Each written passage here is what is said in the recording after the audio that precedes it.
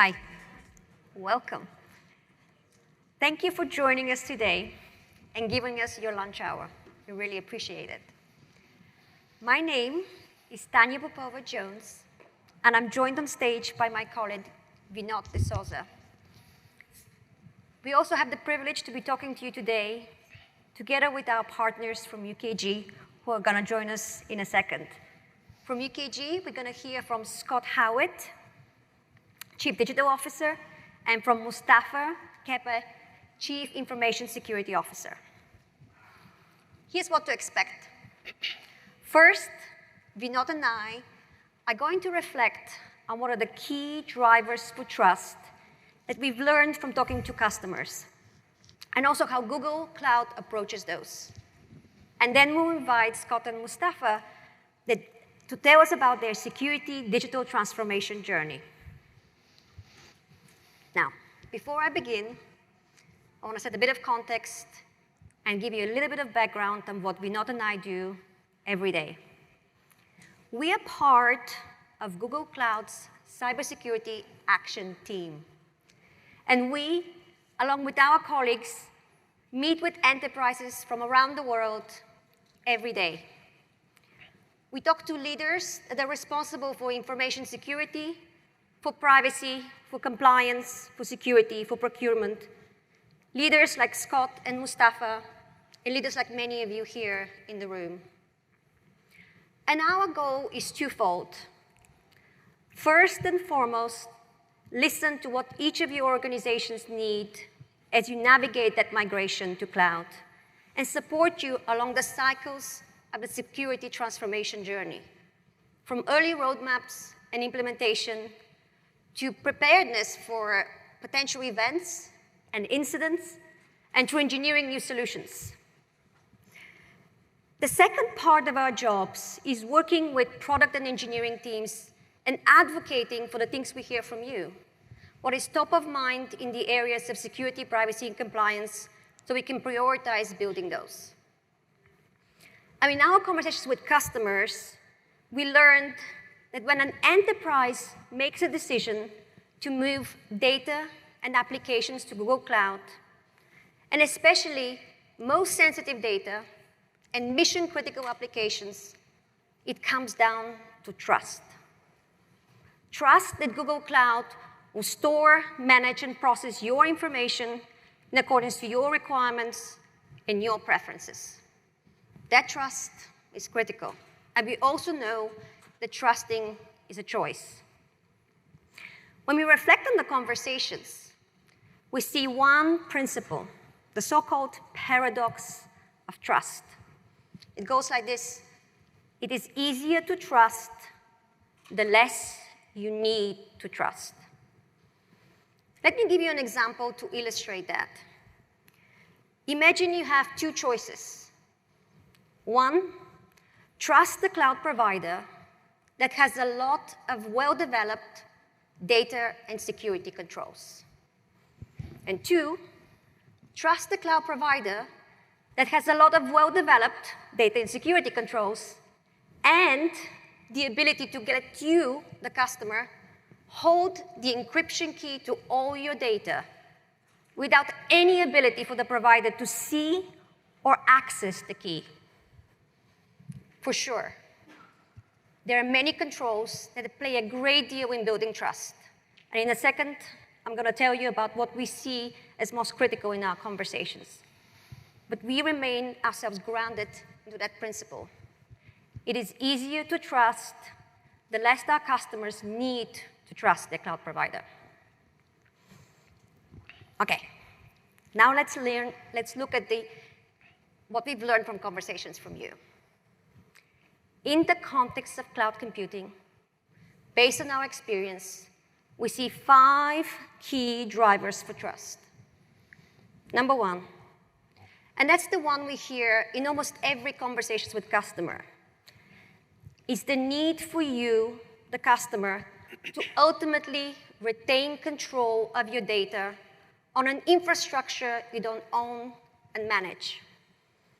And we have found that the way we assure that control how transparent we are of how we handle the data, and how we build privacy assurances.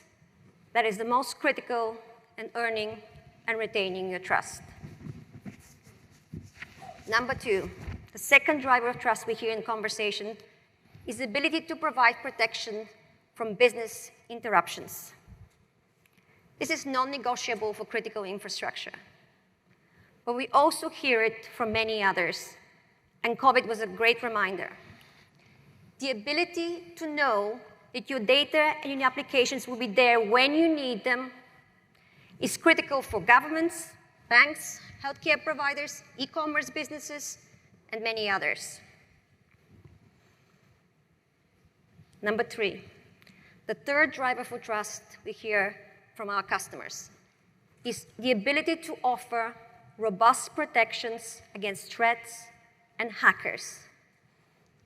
The sheer scale of modern attacks, and growing, according to experts, I saw an article, 40% year on year, and the sophistication of motivated adversaries make this a priority for all organizations. Customers tell us that they trust Google to offer our battle-tested technology, Mendiant's frontline intelligence, to protect against threats that we see, that Google sees and defends against every day. They trust us more if we can build the confidence that threats from ransomware, account takeovers, phishing, bots, and many more modern attacks are indeed minimized, detectable, and recoverable. Fourth driver for trust, and we hear that from financial services institutions, healthcare, life sciences, highly regulated customers, is the ability to meet their complex and growing regulatory compliance requirements. And not just offer assurances and certifications, but really work with them along the journey from onboarding to cloud to increasing their workloads and finding ways to simplify compliance. And last but not least, and we're at an inflection point, certainly has been the conversation the whole morning, we find the correlation between trust and how we and our customers collectively think and address our responsibility towards the environment, and most importantly, how thoughtfully and how responsibly we think about developing, deploying, and using advanced technologies such as generative AI. So here we are. From our conversations, we hear the 5 key drivers for trust that Google Cloud customers tells us.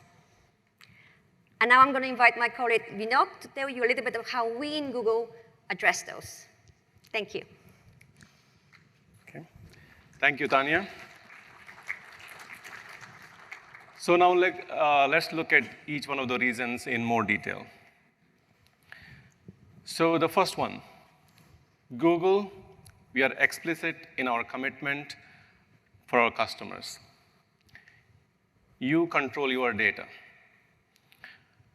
Basically, we start with our commitment to transparency through the privacy commitments as well as the data processing addendum. We don't use your data for, like say, for ad purposes. I think that's one of the questions keeps coming up quite more often. We don't use it for AI model improvement or any product improvement. You control what happens to your data. We store, process, and manage your data according to your preferences. So all customers leverage the robust privacy and security controls that are built in Google, including the default data encryption at rest and in transit. So in addition to these default controls, which are many times sufficient to meet the needs of most of our customers, we also offer additional independence on your control to manage your sensitive workloads. Some examples are you can configure your GCP services and workspace to store your data in the location of your choice or you select. Next one, the securing workloads to prevent deployments outside of selected geo boundaries. You can audit and approve, say for example, Google support engineers trying to access your data for support or engineering reasons. You can store and manage encryption data outside of Google Cloud, which just kind of Tanya went over. And you can approve the decryption request to access that data in the cloud environment. And also preserve the confidentiality of your data while it's being processed using confidential computing. The other aspect of it is we never provide any third-party backdoor access to your data. And we share our the transparency reports and how we process government requests for the data request and those reports are available publicly. You also have, as a customer, visibility into our sub-processors and their scope, their locations, and their function, and how they process our data. And again, it's very limited where it is needed, that we leverage sub-processors for that. We enable data portability and lock-in. Our philosophy is, we want to be supportive and thorough support to open source technologies. It's like we don't want you to lock in, but we want you to love using products in our technology so that you keep using it. So, we provide tools to securely export your data in case if you need to, if you decide to, choose another provider or you find another mechanism to process your computing. So, there are tools available to securely export your data from GCP and Workspace. The second reason, Google's global infrastructure is designed to be resilient and to be scalable, and it is not an afterthought. So this is for maximum reliability as well as uptime. So we have at Google Cloud geographically distributed data centers, all operating as primary sites to minimize the effects of any disruption in the regional level. So your workloads are securely distributed across multiple regions, availability zones, points of presence, and network cables to provide strong built-in redundancy. Google-owned network is for, it also provides the low latency as well as scalable performance, which has thousands of miles of fiber optic cable. I always joke in some of my executive briefings that one additional thing that Google has to worry about when it comes to security is like the shark biting our optic cables in the deep oceans. But we do have solutions, and we have found a way to kind of manage that as well.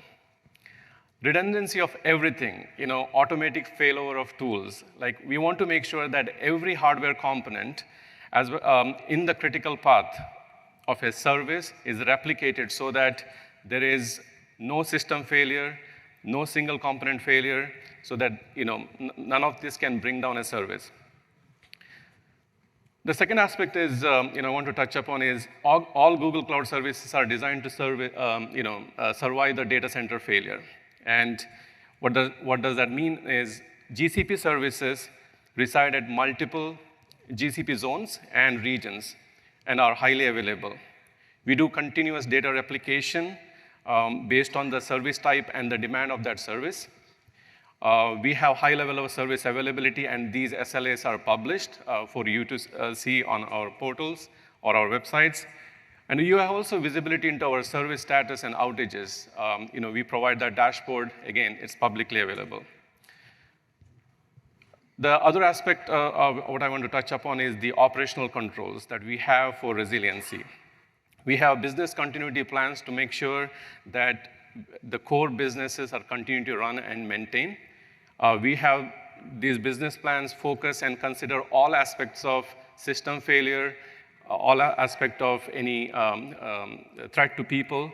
And we do have annual large-scale disaster recovery testing which are some theoretical, practical, which kind of varies from service stress testing, full data center outage testings, how we can respond to simulated natural disasters, and many more.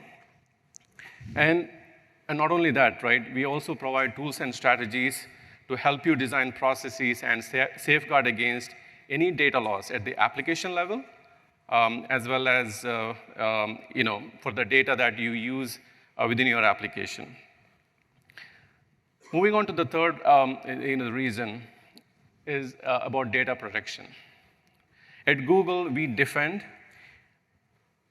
your data against all threats and fraudulent using the same infrastructure and the security services we use for our own operations, empowering you with the advanced capabilities. And many of the times, these capabilities are available to those who have well-resourced organizations, global organizations, but could be unavailable to many newer emerging companies. And our infrastructure that you designed to deliver leverages the defense in depth scale. We run on a technology platform that is conceived, designed, built, keeping security in mind. Our infrastructure rely on not on single technology, but rather through the progressive layers that deliver defense in depth. Depending on the service you consume, there is always a shared responsibility. But the underlying fact is that Google is always responsible for securing the underlying infrastructure.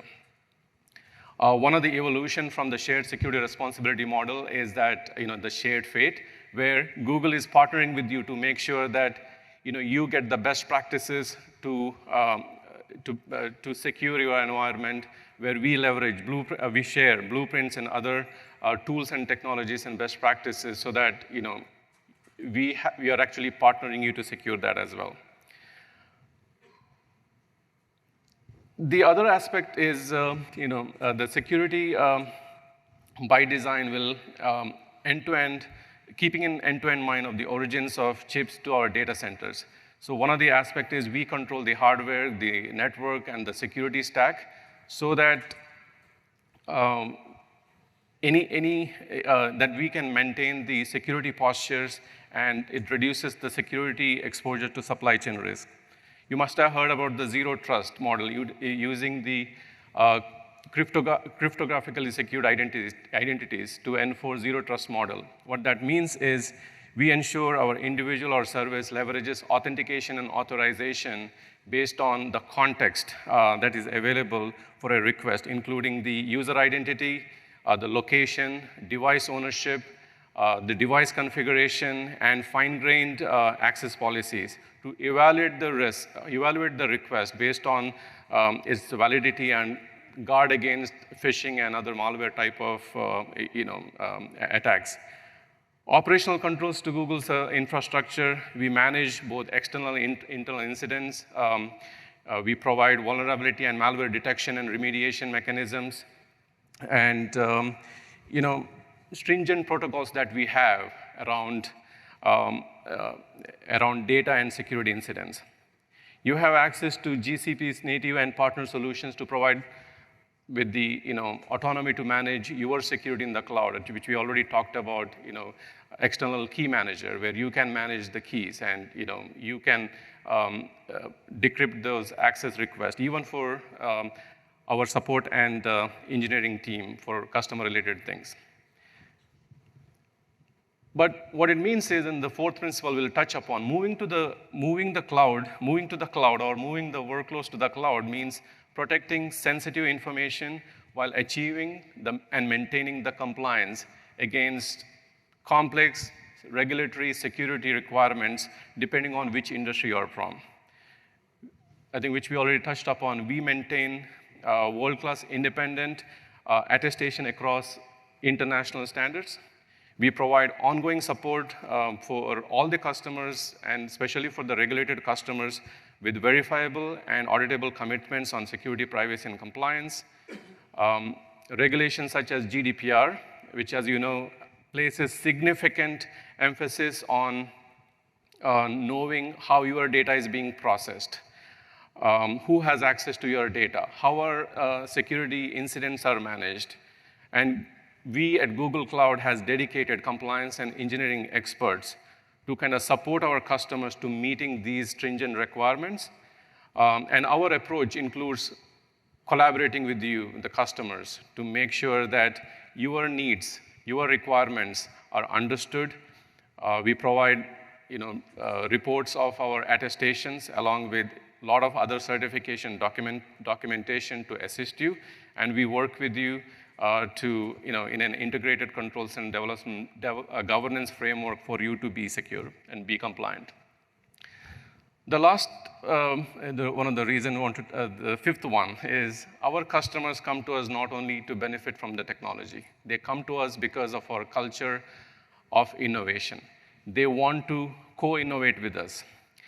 As an example, we collaborate with a lot of the customers, some of you are here, to develop solutions to apply AI and ML specific to business challenges.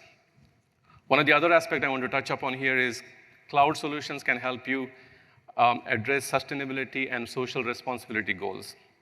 Like Google data centers are 2x more energy efficient as a typical enterprise data center. Your workloads have zero net operational carbon emission on Google Cloud. So efficient data center can help you to meet your sustainability goals as well. And we have ongoing commitment to responsible and explainable AI. So we want to make sure that you have the tools and products such as AI Principle, ML Guides, Google Cloud Explainable AI to help build an inclusive and fair advanced technologies. And we work hard to scale our diversity, equity, and inclusion initiatives. And product accessibility features help anyone to use these tools and to get more done. Long-term partnerships help that we have with the educational institutions, external communities, other organizations, and other suppliers to make sure that we continue to work hard towards that diversity and equity. So, it's a journey, and we would continue to work with you as customers, as partners, collaborate on this journey and many more organizations to make sure that many more organizations trust Google Cloud, and it becomes one of your valuable assets from a security and compliance perspective. And we will continue to invest Google Cloud to achieve this goal. And now, in this journey, I want to call upon Scott and Mustapha on stage, who will share the UKG security story, which is a security digital transformation story with Google Cloud. Scott. Thank you. All right. Oops, let's go the other way. All right, so I'm Scott Howard. I'm the Chief Digital Officer at UKG. And what I wanted to share with you is why we decided to go with GCP to help us in our transformation story, and one of the things that accelerated. So I started at UKG last year in January of 22. What had happened in December of 22 is of 21, we had what we called a private cloud environment, which was our own data center environment, and we hosted a lot of customers there. And we had a lot of the traditional controls in place to encrypt our data and safeguard our access and all that, but we did have a threat actor come into our environment, and so they tried to steal the data, and the data remained secure. So, they tried to get some elevated access, they couldn't get it. They tried a few ways to port out our data, they couldn't get it. And so they decided, well, since I can go ahead and I can't get the data, what I'm going to do is just destroy the environment. So they deployed a piece of ransomware, and within about an hour and a half, we had 18,000 servers that were totally encrypted and wiped out and inaccessible to us. And so, it took us about 30 days to restore all of our customers. And what we learned out of that is, one of the things that the FBI touted is, hey, we busted up Fin 7, and all that happened is Fin 7 became Ryuk, then they became Conti, and then finally the one that hit us, which was Black Cat. So you'll never eliminate the criminal element. They'll splinter, they'll always be there. And so it really made us think differently about how we approach security. Where before it was, if I have all the safeguards in place and I build my walls high enough, it's good. But we never conceptualized what happens when you just destroy the whole service, right? Which is the basis of a lot of these ransomware attacks. So we're gonna have to make these environments highly resilient for our customers too. So we thought, what are the core principles as we go forward? And so, I think one of them you see with a lot of security people is, okay, I have a problem, I'll go find a security technology, I'll bolt it on. And we really want to think of it as more of a platform play. How do I build a security ecosystem that blends in with my traditional infrastructure and becomes a part of it, and we harmonize that together? And then the second thing we looked at is there's a lot of manual automation, a lot of manual decision making. How do we lean more into automation, maybe AI, to help us make some of those decisions and do that? We also, our talent was highly specialized and highly localized. Only certain people knew certain things. So how do we democratize that knowledge and share it around? And then two, as you lean into a cloud provider, it was exactly what we were talking about before is, what's my responsibility and what's Google's responsibility as we go forward? And so that was one of the key things that why we choose Google as a partner is not only do we have the ability to lean into a more modern platform to build these things out, but we also had their expertise, not just in building the cloud platform itself, but also we relied on Mandiant to help us put some of the security things in, take care of some of our security toil as we built this out. So what I want to do right now is I'll turn it over to Mustapha Kebbeh, who is a CISO at UKG, and he'll go over how we built it out. Thank you, Scott. All right, thank you. We're going to talk a little bit about some of our security focus, and it gives you a little bit of what we're doing based on what Google has talked about today and some of the key capabilities that they have. It's about collaboration. It's not just what they're doing, it's just not what they have, but the key components of everything that's going. The first thing is, when we're thinking about this coming into UKG and what Google provides and other cloud providers, what do we need to do fundamentally across the board to make sure that we're secure? Right? We need to have one mindset, which is security first. What is our first mindset as we take a look at everything that's going on? The second thing is, we should defend as one. It's not the GCP, it's not Google, it's not my developers, it's not the security team, but if we don't come together as one, we can't secure anything. So the fundamental piece is defend as one group, by understanding each and everyone's responsibility and coming together to create a better secure infrastructure.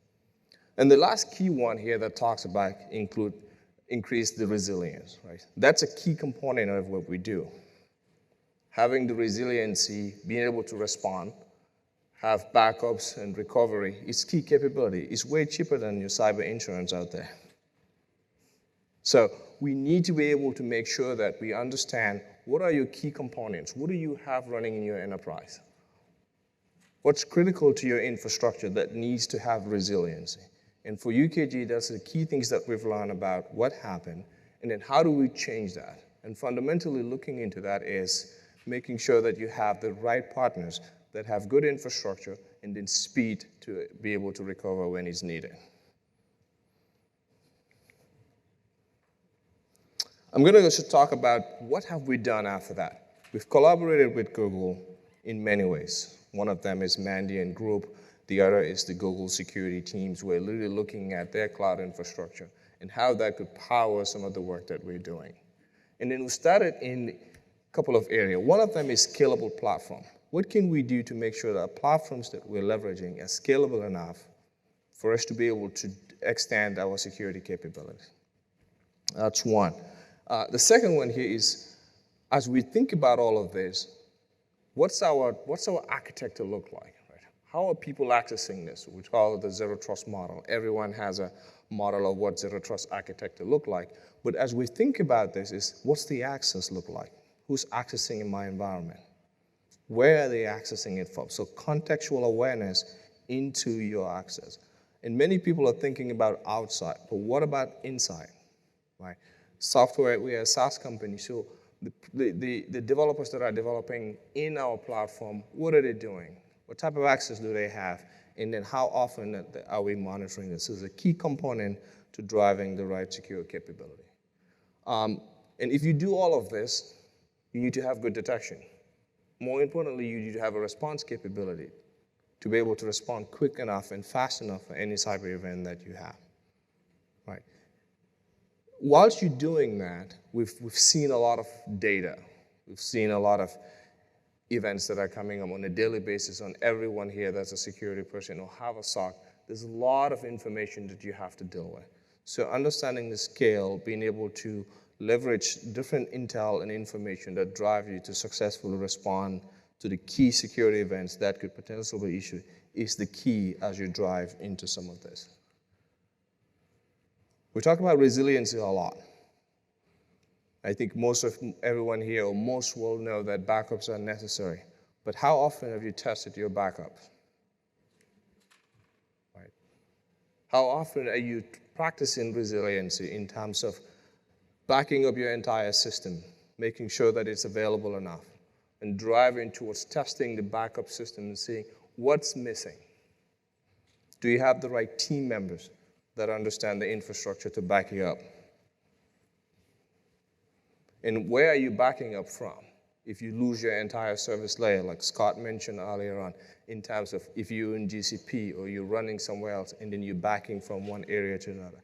So resiliency is a key piece to understanding how you're able to go by and then making sure that you have right recovery capability as you run into your security program.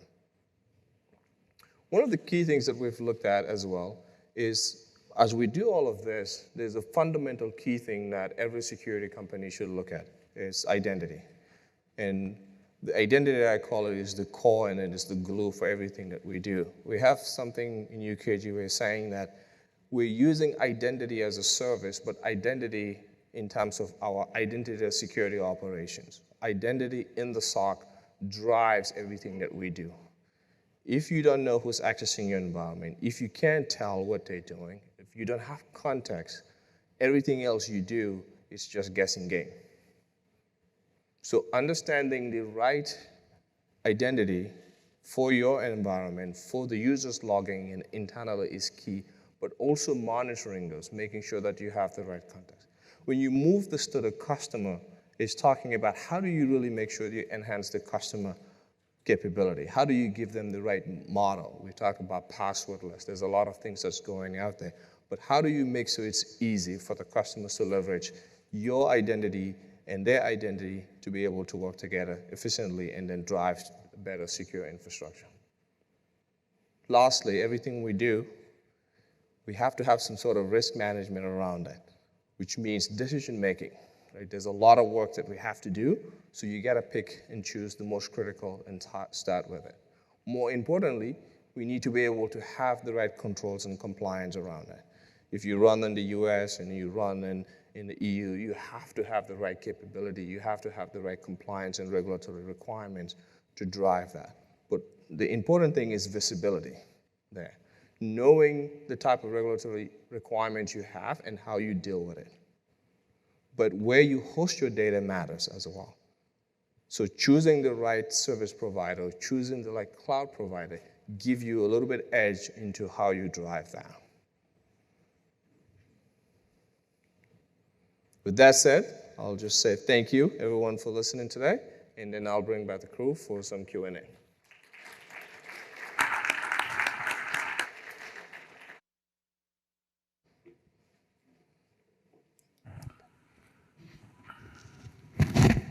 If we have any questions, we're happy to answer. And also as a reminder, please feel free to also rate the talk today. There's a question there. There's a little bit of, there's a mic there. I can hear you. Thank you. You talked about the tools and strategies to help with resiliency. Is anywhere we can, any pointers you can give us? Tools and strategies to help the resiliency. To help resiliency? Yeah. Yes. Tools and strategies to help resilience. Yes. So, to talk about strategies, understanding what data is important to you, what's critical. So what's the critical application or critical system that you need to make sure that you recover on a timely manner. So you need to understand that. Location, where is it located? Right? Where is that data? Where is it sitting? And how do you get to it? Do you have a strategy to back it up? And what type of strategies do you have? Tactical controls do you have to actually restore from one place to another? So you're talking about backup, you're talking about system restoration, or you're talking about full snapshot. So those are the key things that you look at in each area. But then location, right? If you're backing up in the same infrastructure where your primary data is, then maybe you should think about what happened if I lose my entire infrastructure. Do you have somewhere else that you're actually backing up data that is isolated from your environment in the event that you have your primary environment go down? That's one. Number two is the networking piece to it. Once that is down, how do you bring that down to a new infrastructure? Or if you have to rebuild an entire stack, where can you do that? Is that automated? Does it take a day, 4 hours, or 2 days? Those are the strategies you should have documented and tested to allow you to move faster and quickly.